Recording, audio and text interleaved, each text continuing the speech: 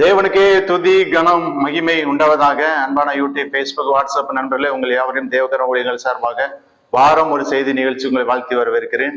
உங்கள் யாவருக்கும் புத்தாண்டு நல்வாழ்த்துக்களை தெரிவித்துக் கொள்கிறேன். இந்த 2025ஆம் ஆண்டு உங்கள் யாவருக்கும் ஆசீர்வாதமான ஆண்டாக அமைய நான் இறைவனிடம் பிரார்த்திக்கின்றேன். இந்த நாளிலும் தி லார்ட் இஸ் வித் அஸ், கர்த்தர் நம்மோடு இருக்கிறார் என்கிற தலைப்பிலே நாம் தியானம் செய்ய போகிறோம். சங்கீதம் 65:11 வருஷத்தை உம்முடைய நன்மையால் முடிசூட்டுகிறீர், உமது பாதைகள் நெய்யாய் பொழிகிறது என்று சொல்லி நாம் பார்க்கின்றோம். கடந்த 2024ஆம் ஆண்டிலே எப்பக்கம் திரும்பினாலும் யுத்தம், கொலை, கொள்ளை, புயல், வெள்ளம், தோல்வி இவற்றைத்தான் நாம் பார்த்திருக்கிறோம். இதையெல்லாம் நாம் பார்க்கின்ற பொழுது உலகம் அழிவுக்கு நேராய் ஓடிக்கொண்டிருக்கிறது என்பது நமக்கு தெரிகிறது. பிரியமானவர்களே, உலகத்தின் ஒளியாக வந்த ஆண்டவர் நம்மோடு கூட இருக்கிறார் என்ற விசுவாசத்தோடு இந்த 2025ஆம் ஆண்டை நாம் அடியெடுத்து வைக்க வேண்டும். பிரியமானவர்களே, கர்த்தர் யோசேப்போடு கூட இருந்தார் என்று சொல்லி நாம் பார்க்கிறோம். உங்களோடும் என்னோடும் கூட கர்த்தர் இருப்பார். வருஷத்தின் துவக்கம் முதல் வருஷத்தின் முடிவு மட்டும் எப்பொழுதும் தேவனாய கர்த்தரின் கண்கள் உங்கள் மேல் வைக்கப்பட்டிருக்கும். ஆகவே நீங்கள் கவலைப்படாதீர்கள். கர்த்தர் யோசேப்போடு கூட இருந்தார், அவன் காரிய சித்திவளானான் என்று சொல்லி நாம் பார்க்கிறோம். கர்த்தர் யோசேப்போடு கூட இருக்கிறார் என்றும் அவன் செய்கிற யாவையும் கர்த்தர் வாய்க்க பண்ணுகிறார் என்றும் அவன் எஜமான் கண்டு தனக்கு உண்டான யாவற்றையும் அவன் கையிலே ஒப்புவித்தான் என்று சொல்லி நாம் பார்க்கிறோம். கர்த்தர் யோசேப்பின் நிமித்தம் அந்த எகிப்தின் வீட்டை ஆசீர்வதித்தார் என்று சொல்லி நாம் பார்க்கின்றோம். ஆதியாகமம் 39ஆம் அதிகாரத்திலே நமக்கு தெரியும். பிரியமானவர்களே, இந்த ஆண்டும் 2025ஆம் ஆண்டும் கர்த்தர் உங்களோடும் என்னோடும் கூட இருப்பார் என்பதில் எந்தவித சந்தேகம் இல்லை.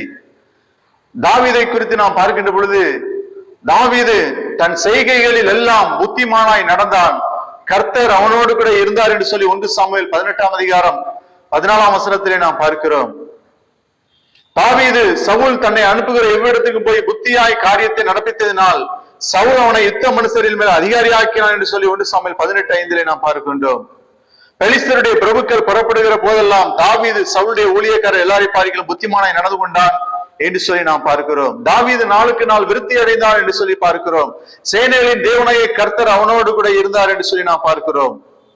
பிரியமானவர்களே, புதிய வருஷத்திலும் கர்த்தர் நம்மோடு கூட இருந்து நம்மை புத்திமான்களாய் நடக்க கர்த்தர் உதவி செய்வார். நாம் ஞானவான்களாய் நடக்க கர்த்தர் உதவி செய்வார். தானியேலை குறித்து பார்க்கும்போது கர்த்தர் தானியேலோடு கூட இருந்ததினால் தானியேலின் காரியம் ஜெயமாய் இருந்தது சொல்லி தானியேல் 6:29 பார்க்கிறோம். தானியேல் தினம் 3 வேளையும் தன் தேவனுக்கு முன்பாக முழங்கால் படியிட்டு ஜெபம் பண்ணி ஸ்தோத்திரம் செலுத்தினான் என்று சொல்லி தானியேல் 6ஆம் அதிகாரம் 10ஆம் வசனத்திலே நாம் பார்க்கின்றோம். ராஜா தானியேலை பெரியவனாக்கி அவனுக்கு அநேகம் சிறந்த வெகுமதிகளை கொடுத்து அவனை பாபிலோன் மகாணம் முழுமைக்கும் அதிபதியாகவும் நியமித்தான் என்று சொல்லி நாம் பார்க்கின்றோம். தானியேல் பிரதானிகளுக்கும் தேசாதிகளுக்கும் மேற்பட்டவனாய் இருந்தான். தானியேலுக்கு விசேஷித்த ஆவி இருந்தமையால் அவனை ராஜ்யம் முழுமைக்கும் அதிகாரியாக ஏற்படுத்த ராஜா நினைத்தான். பிரியமானவர்களே, இந்த நாளிலே கர்த்தர் உங்களையும் என்னையும் உயர்ந்த இடத்துல வைக்க கர்த்தர் நினைக்கிறார். எசேக்கியாவை குறித்து பார்க்கும்போது கர்த்தர் எசேக்கியாவோடு கூட இருந்தார். அவன் போகிற இடமெங்கும் அவனுக்கு அனுகூலமாயிற்று என்று சொல்லி 2 ராஜாக்கள் 18ஆம் அதிகாரம் 7ஆம் வசனத்திலே பார்க்கிறோம். எசேக்கியா கர்த்தரின் பார்வைக்கு செம்மையானதை செய்தான். மேடைகளை அகற்றி சிலைகளை தகர்த்து விக்கிர தொகுப்புகளை வெட்டி வெண்கல சர்ப்பத்தை உடைத்தான். கர்த்தரை விட்டு பின்வாங்காமல் அவரை சார்ந்திருந்து கர்த்தருடைய கட்டளைகளை கை கொண்டு நடந்தான். இந்த புதிய ஆண்டிலே நீங்களும் நானும் எடுக்க வேண்டிய தீர்மானம் என்னவென்று சொன்னால், கர்த்தருடைய கட்டளைகளின்படி நடப்பதற்கு நாம் தீர்மானம் எடுக்க வேண்டும். இங்கே எசேக்கியா ராஜா கர்த்தருடைய கட்டளைகளை கை கொண்டு நடந்தான் என்று சொல்லி பார்க்கிறோம். ஆகையால் கர்த்தர் எசேக்கியாவோடு இருந்தார். பிரியமானவர்களே,